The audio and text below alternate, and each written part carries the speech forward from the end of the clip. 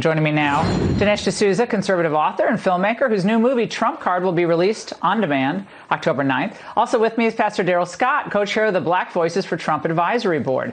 Dinesh, this was the animating theme of her acceptance speech. Tell me that more Democrats out there are getting a little more creative than this. I found this very depressing tonight overall. Yeah, I think it was, in some ways, it didn't even do justice to Kamala Harris because it was an empty, vacuous account of how she came to be who she is. There was a lot of invocation of family, but it actually contradicted all the things that Kamala has said in interviews earlier in her career. She said that she was very influenced. She was raised, by the way, on the Indian side of her family when her parents divorced. And she said the two most influential people that shaped her life were her grandfather, a kind of Indian socialist named P.V. Gopalan. And I know something about this, Laura, because I grew up in India under socialism. We had the ration card, which limited what you could buy, cooking oil and rice and sugar.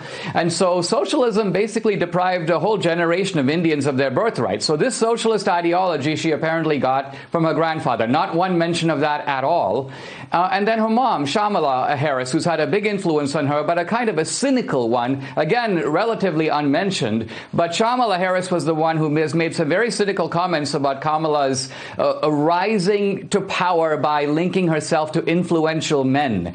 And this, I think, is, again, something that I think she didn't want to highlight at all. It contradicts the whole Me Too narrative, sort of levitating your way to the top. All of this was carefully omitted from this kind of morality tale that we got tonight. I think, Dinesh, again, Sarah Palin's speech in 2008 actually laid out the vision for McCain-Palin, what they wanted to do for the country. And she was trashed by, Nicole Wallace, all these people who didn't like the vision, I guess, or didn't like her.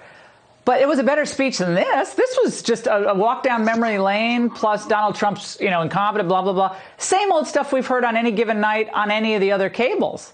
So how does that make her different? That's what I think. She was poorly served. I think Pastor Scott absolutely correct there.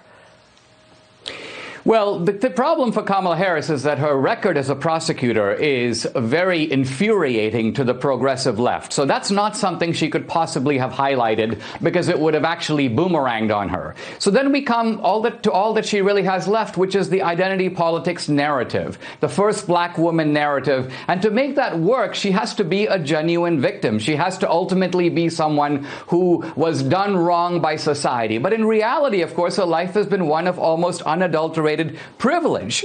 Privilege in every sector of American life, lifted up by two very successful professional parents and with a background behind them. So she ultimately, the narrative doesn't work, and that's why, as a candidate, Kamala doesn't work.